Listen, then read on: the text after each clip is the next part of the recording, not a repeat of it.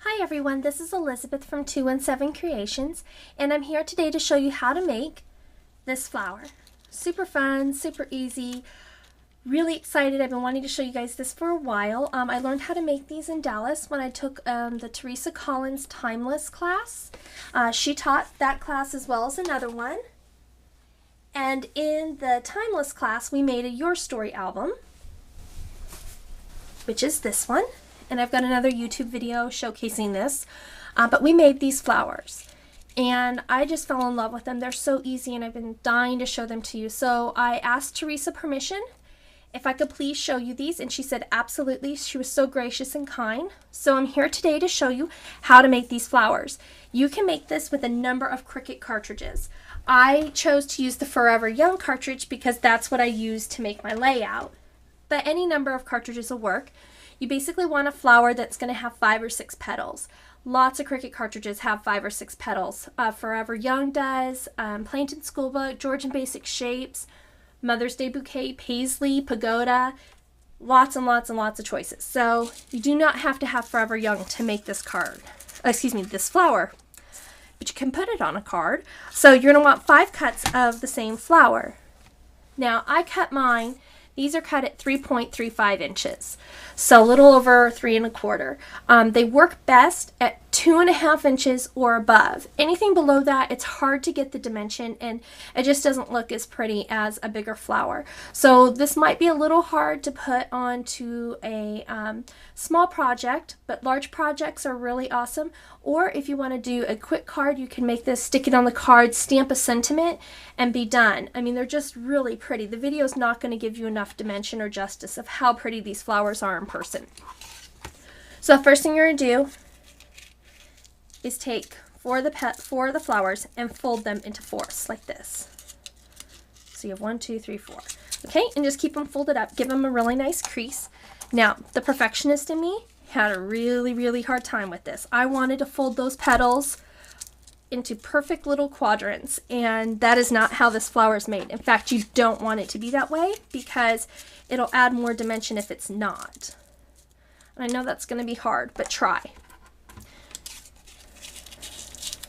So fold them and fold them again. So get a nice crease. Thicker cardstock, you're going to have to work a little harder than a thinner cardstock. So from here, you're going to need a stapler. I like the Tim Holtz Tiny Attacher. And you are going to reshape that bottom flower that you did, that we started with. So we're kind of going to rebuild the bottom shape to look somewhat like that. Not perfect by any means, but that's okay. So you can give that a nice staple.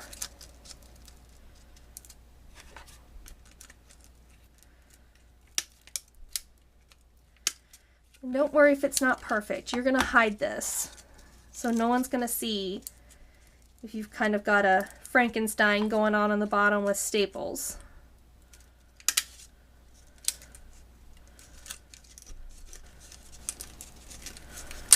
Oops, I pulled that off.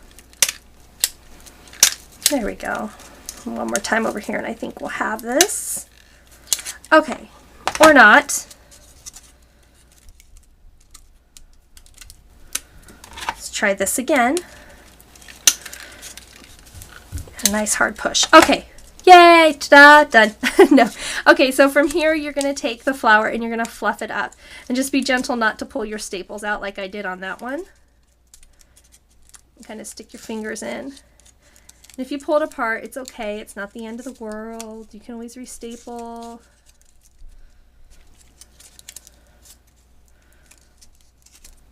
See, there's like these little pockets from your folds. You want to kind of get your fingers in there and fluff those little pockets up.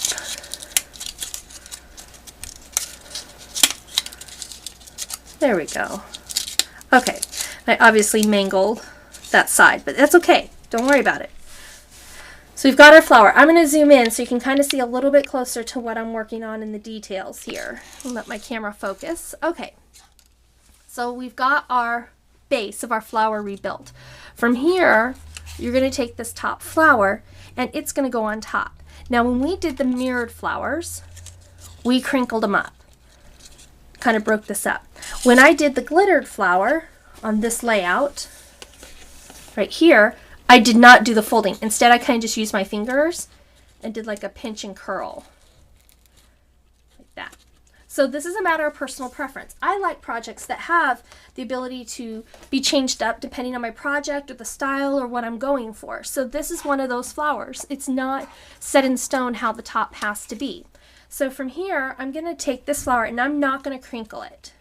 Instead, I am going to kind of do that pinch and curl that I talked about up there, just to kind of bring those petals up. Now, on my flower I did on my layout, I added tulle. And you can buy tulle on a bolt in the fabric department, but what I found works out better for me and my crafting, because I'm not needing massive yards, I just need length is what I need, is buying it on a spool like this. And I bought this at Hobby Lobby, and it comes on a spool. The spool's about 6 inches. It's hard to see all zoomed up, but it's about 6 inches. And there's quite a bit on here. It comes in solid colors, glittered. I found some polka dot. My Hobby Lobby's constantly changing out which ones they're carrying. So every time it goes on sale, I just kind of pop in and see what might be new that I'd like to have. The nice thing is when it goes on sale, it's like $1.99 or $2.99 depending on the style of the tulle.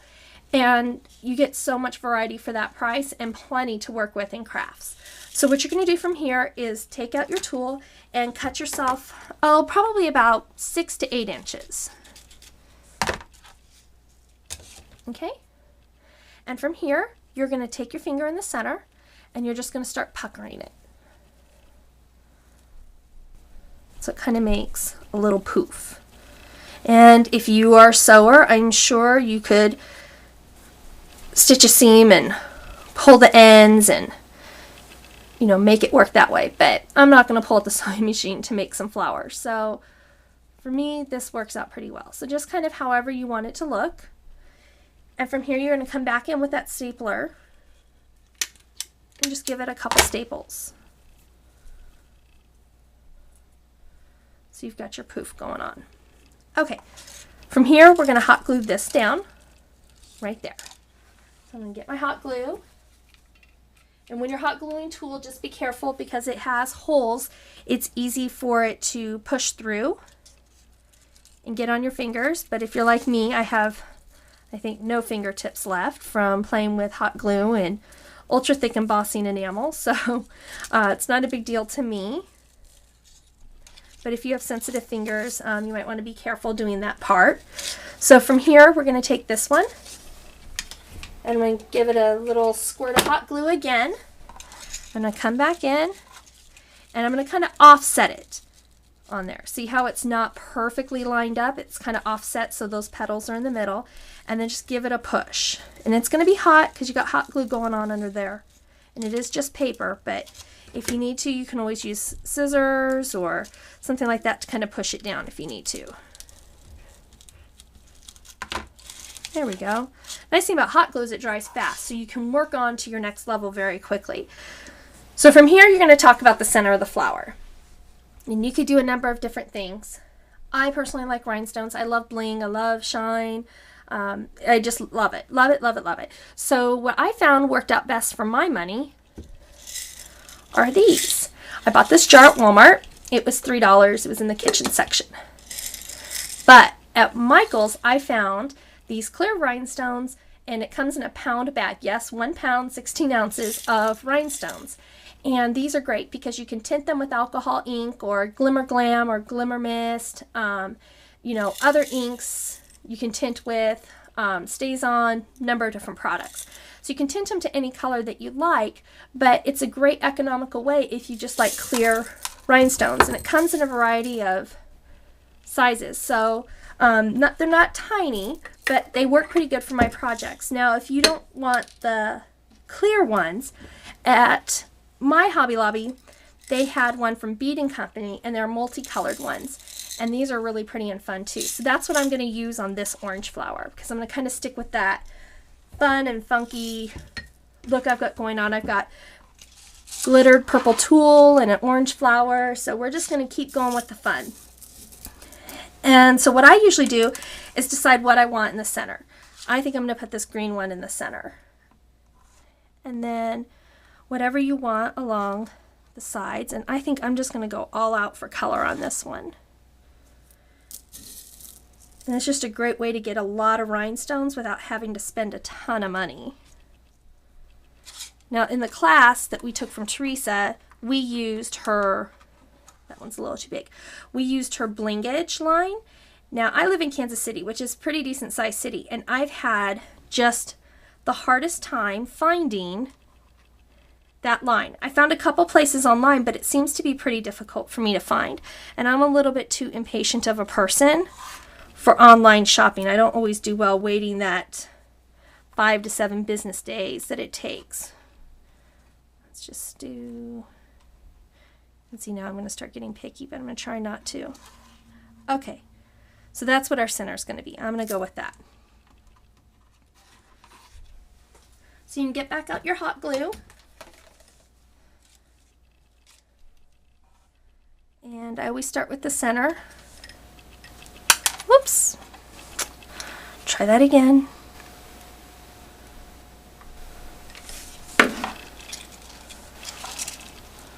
Okay, put it in the center.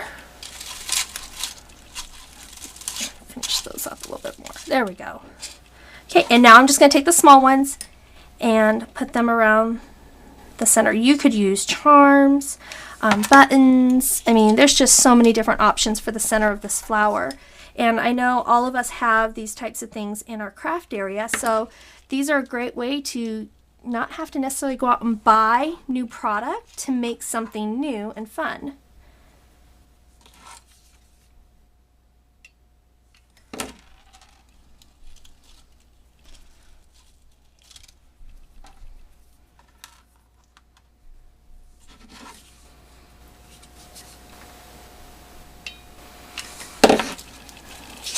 That one there.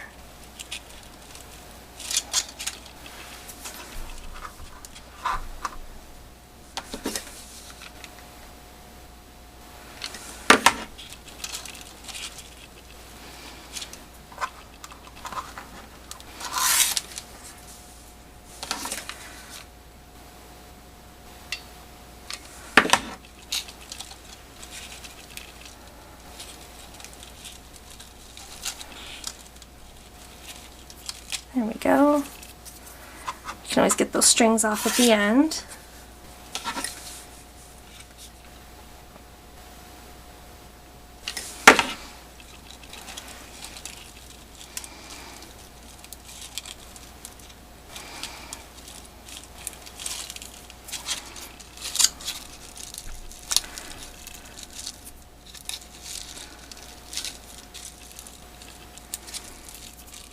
That one's bugging me. I'm going to get it off there one way or another.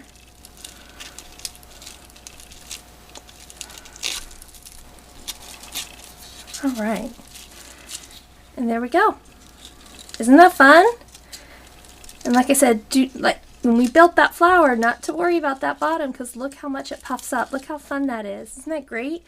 So there's a fun, new, easy way to do a flower, and more than likely you own the majority of the products that I used in this, so it's a great way to use up what you have in your stash and in your hoarding piles. So I hope you enjoy it. As always, I appreciate comments, subscribers, and followers. If you liked that layout or that Your Story album, I have posts on my blog at 217creations.com, as well as YouTube video for the Teresa Collins album showing that off for you. So once again, I appreciate you watching my videos, and thank you so much for your time. I hope you have a great day and have fun crafting.